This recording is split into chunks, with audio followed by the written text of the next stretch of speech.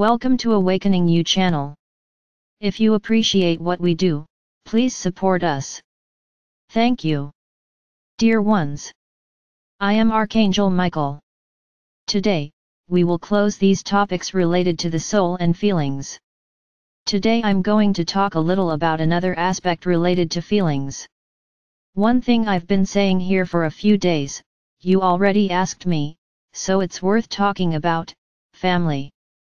What is the family, seen from above? Let's imagine the following: that each one of you were released into the world, had no ties to anyone. Each one was an independent and isolated being. What lessons would you learn? Maybe survival lessons, nothing else, because you would be isolated, you wouldn't do anything with anyone. So just survival itself. There would be no lessons to be learned. So in the world, you were organizing yourselves, in groups, first, not that this was the sequence, I'm just giving an example. In order of importance, you have acquaintances, those you pass on the street several times and come across the same person, then that physiognomy is marked in your mind. These are people you meet on transport, they find it when they go shopping, they find it in various ways, but there is no type of contact. There is only eye contact. You recognize the existence of that person, without having any ties to them. But that person is part of your memory, it is part of your brain, of your memories. So I can say that that person has a connection with you, because you already recognize them. No, you don't absorb anything that profound from that person, but a connection has already been created. Not that from now on you are going to walk around looking down, so as not to create a connection with anyone, because, don't forget, you are all connected. They are just very tenuous, very thin connections. So within the order I'm putting it in, the connections become stronger. Likewise, those people you follow on your television. You get to know those people every day, because you watch the same programs and they appear on several of them. Indirectly, you create a connection, because your brain recognizes that person. Just like the one you cross every day. It's the same type of connection. Many times you create an even greater connection, because you have that adoration for that artist, and you start to follow him as if he were a god. Interesting. Very interesting. You idolize human beings. Truly, the human mind is amazing. But continuing. Then there are those people that you sometimes cross paths with where you live, they are your neighbors, you exchange greetings, which is a connection a little stronger than those others I have already mentioned, and the more intimate you become, the bigger, stronger this connection becomes. And then let's talk about work. You spend most of your day there. It's almost a second family. So the connection that is created with each of these is stronger than the others, and there are those who are much stronger, because they are people you get closer to in the work environment, even becoming friends.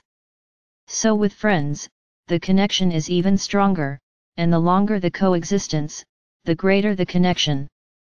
And then we can start to get to our point, which is family.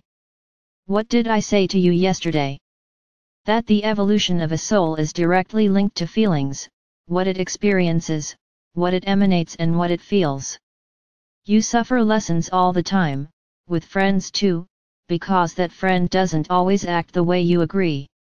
Many times that friend stops being a friend because they hurt you in something and you learned a lesson. So, lessons come from connections. The generation of new beings is a point. The greatest connection of all is created there, the connection between parents and a child. This is the biggest of all. And as I already explained yesterday, that soul that comes as a son, will go through lessons with that mother and that father, and that mother and that father will go through lessons with this soul, who arrived as a son. I'm not going to go into details here. If you have a father, if you have a mother, let's imagine that it's a perfect world. And even though his parents are more separated, he still has a mother and a father, even if you don't want him to. Children are not born in the air, they all have a father, they all have a mother. You often make a point of telling children that they were born out of nowhere, even those who don't know who her parents are, she comes from someone. It won't have the connection of coexistence, but it will have the genetic connection. There's no way. She will bring the little package of the one she doesn't even know and will never know, but the genetic connection is there, because it was his cell that she received, that child received. So there is no such thing as, I chose a father, my son will have nothing to do with him.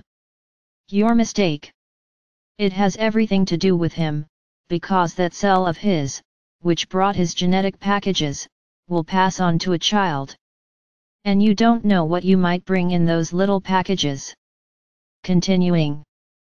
So, let's say, this is the main point of a family. And then that child has grandparents, uncles, aunts, cousins, and so on.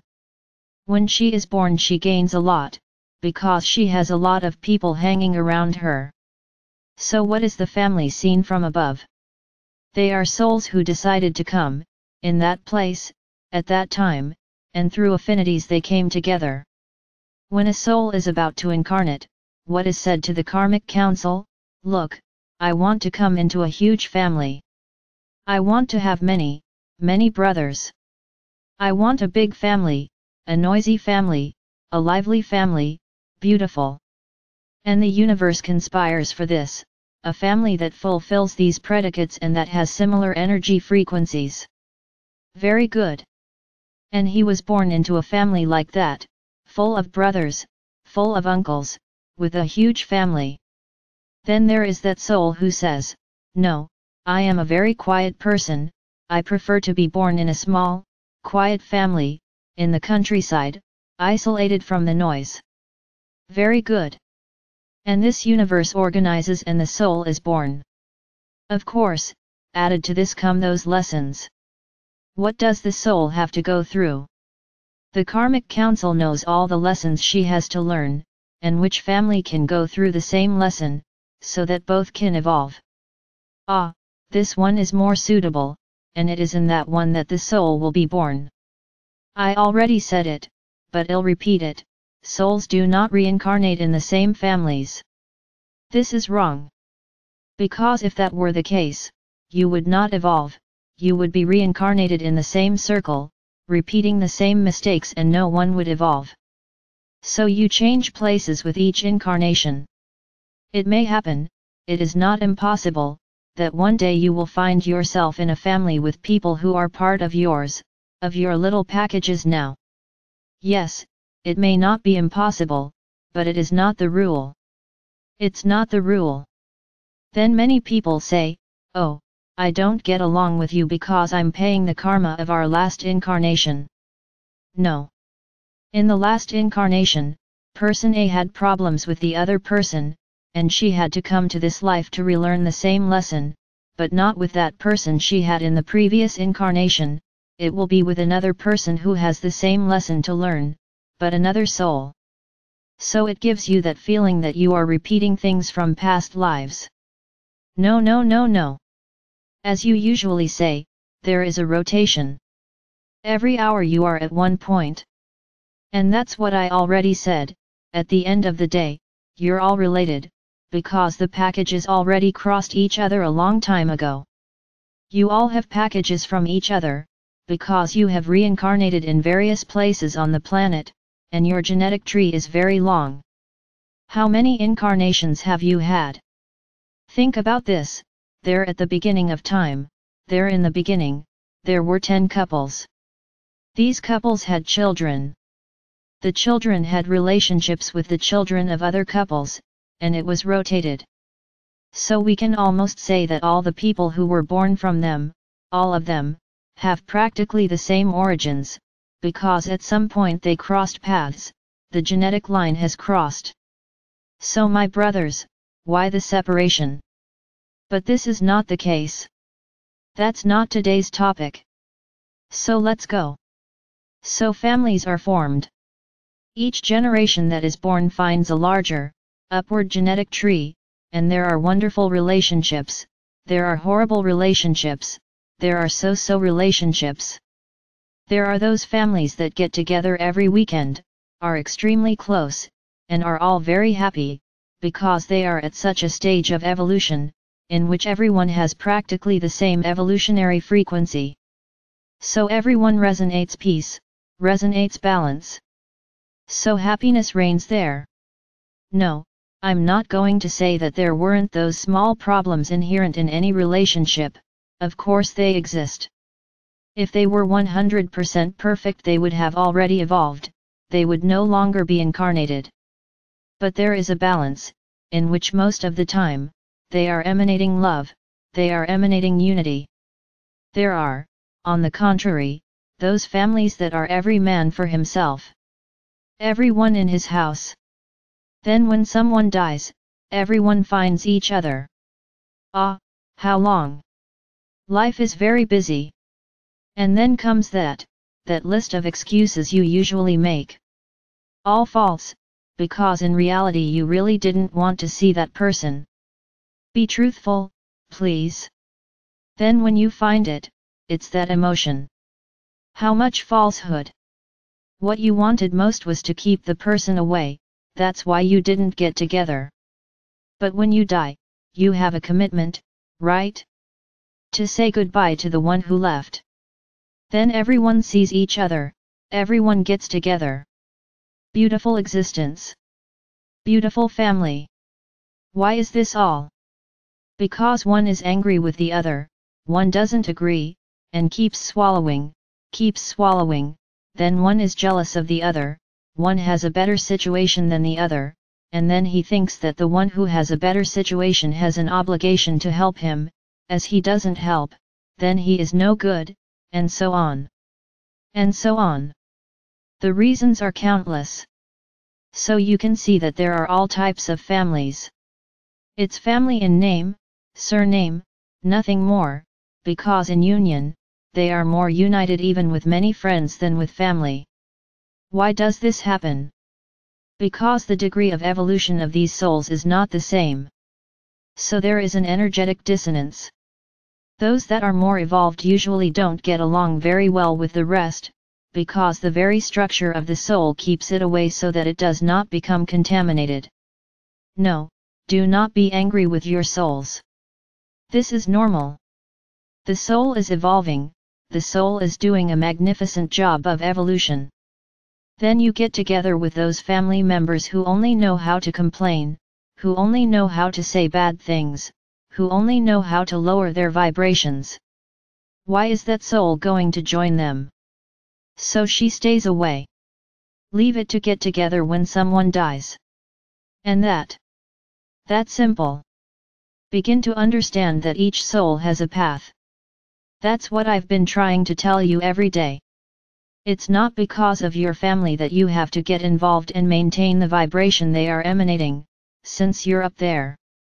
Oh no, they are my family, so I will live with them, even if they emanate bad things. It's a choice you have too.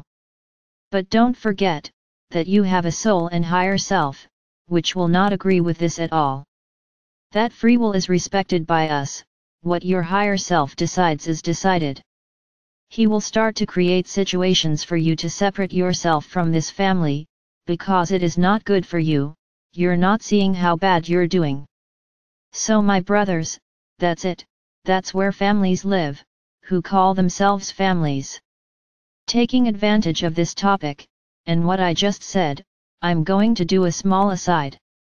I just said here that free will exists for us, respecting the soul, but that the higher self is the one who controls what happens to the soul, with the soul that is incarnated. Many may be thinking, but wait, when the soul decides to follow the wrong path, what does the higher self do? He tries in every way to get this soul off that path. Do not think that it is an easy decision for the higher self to give up that soul. He tries, at all times, to return the soul to the path of evolution. But there comes a certain point, when that soul, that peace, is already so permeated with negative feelings that the higher self gives up in the sense, not of abandoning the soul, because he will never abandon it, he will always try to bring it to the path of good, but that soul begins to attract to itself everything it is emanating. And then the work of the higher self ends up being worn out, because it can no longer make that soul see that it is wrong, and then it respects the soul's decision. But whenever he can, he tries to turn Alma back to the right side, he tries to return Alma to the path of good. It is tireless work, but he knows that it will be difficult for him to make this soul return to the path of light. It is not impossible, because many repent and return to the path of light, through the attempts of the higher self. But the vast majority don't. So it's the same path that we already told you about. You choose a path and we accept it through free will. Then the higher self allows you to live in that moment, so that you understand that you are wrong. But every now and then he tries to bring you to your senses. This was the one apart. Another thing I want to mention, since we talk about family. Many of you give absurd importance to the name. In the past, this was a status symbol, so and so is from the X family, so it's an important family.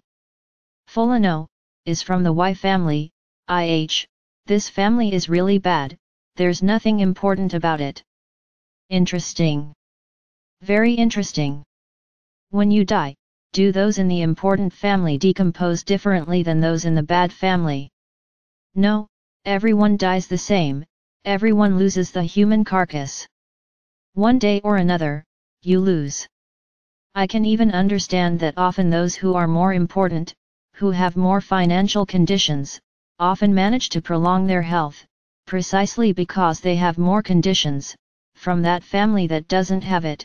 I agree, but in the end everyone is equal, and before our Father or Mother God, everyone is equal. Remember, we don't see body, we don't see face, we don't see name, we don't see financial situation, we see energy. None of this is important to us. But back to talking about the name. How important is the name to the soul? Many of you have asked me about the name of the soul, which many call the avatar. Yes, the soul has a name, the soul is a multidimensional being within the universe, it has a name, because it needs to be identified in the universe.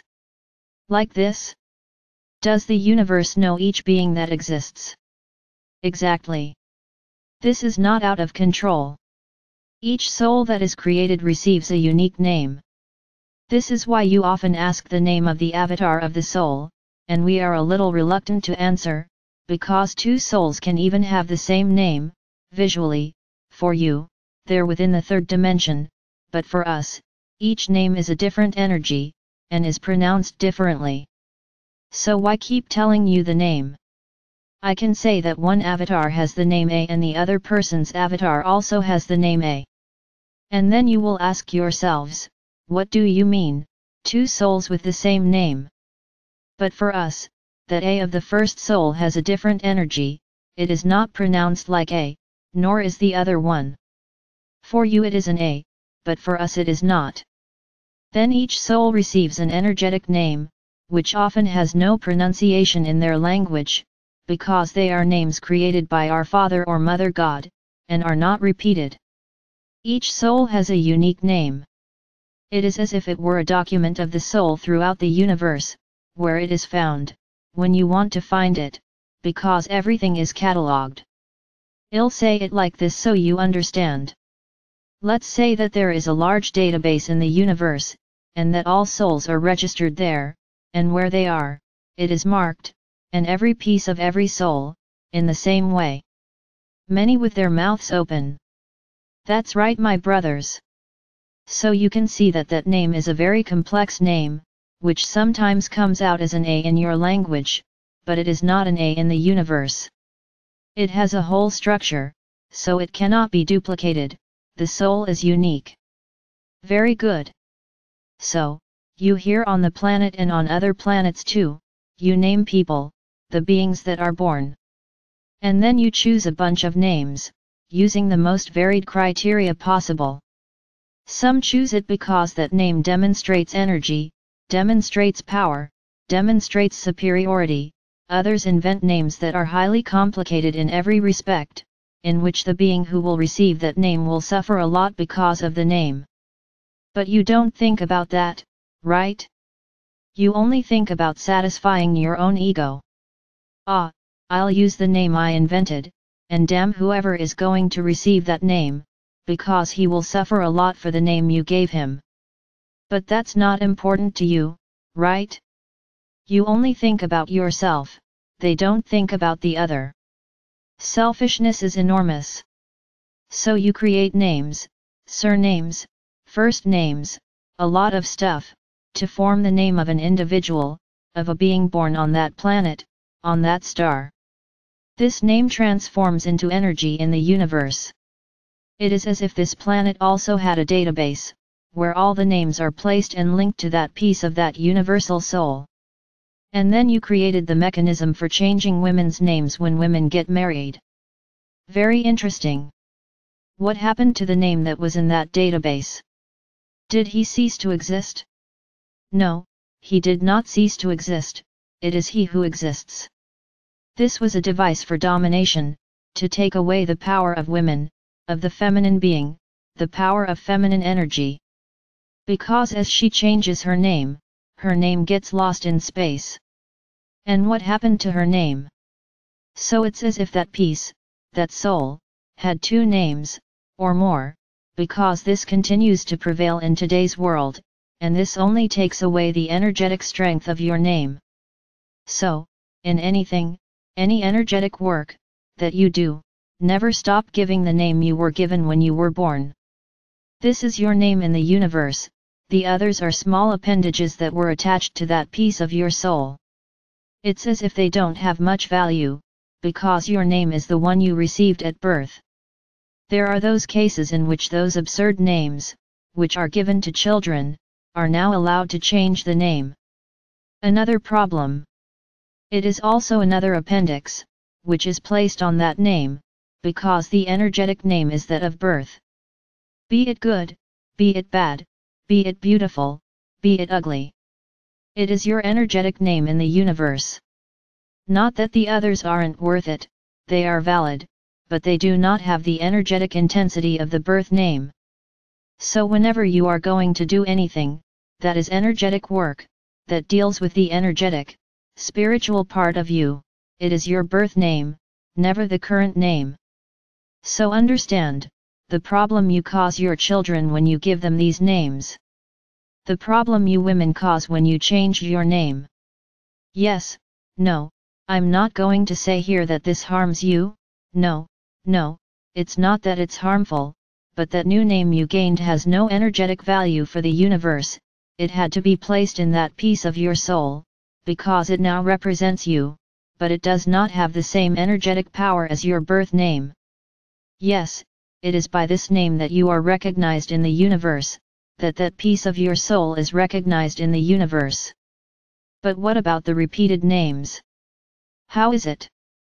The repeated names, each one is linked to a soul. So for the universe they don't repeat themselves. What comes first is the name of the soul, then comes the name of the piece, then it will never happen again. And then many may ask, what about the power of the name? This is real. Yes, of course it is. I already told you that words have power, the names too, for sure.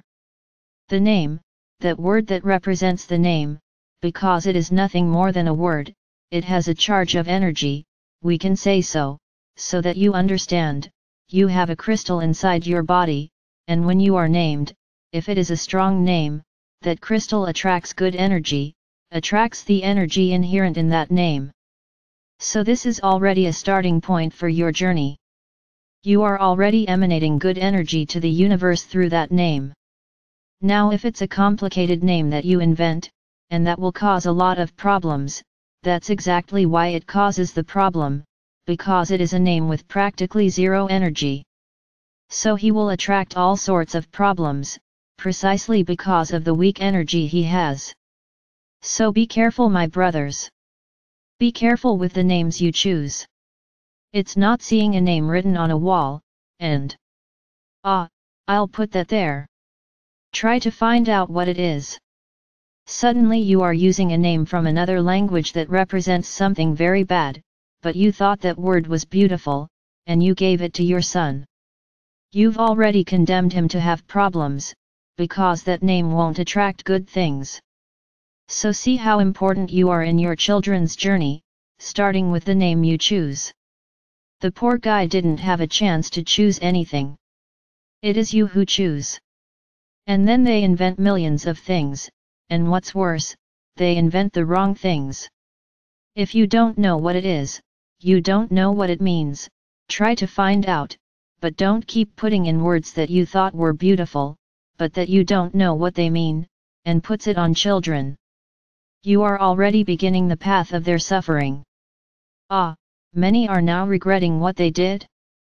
Now it's too late, my brothers. That's what I already said, what's done is done and can't be changed. No matter how many times your children change their name, that name is already in the universe and is not changed anymore. The others that come are like a nickname for that self, not the name was the one at birth and that's it. The rest is a nickname. So, I hope that everything that was said here this week was good enough for you to understand a lot.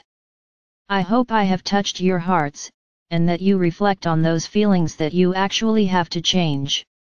Remember, actions are important for evolution, but feelings will speak loudest when choosing, when that ticket materializes in your hand, and you catch the train. You have gained a passage that is invisible for now, in which as you evolve, walking along this road of evolution, it will begin to materialize. Start to see the following: every time you do something wrong the ticket disappears, and then you start walking again, it starts to take shape again. And that's how it will happen until the final moment, when either you will have the ticket or you won't. That's what I said, meditating, praying, staying balanced. Well done. Is it important? Of course it is, but what about feelings? How are the feelings inside your heart? First in relation to yourself, and second in relation to others. How are these feelings? Those are the ones, is that they have the most important weight in generating that passage. I am Archangel Michael. And I am here, with each one of you, trying to bring the truth and the path so that you can evolve.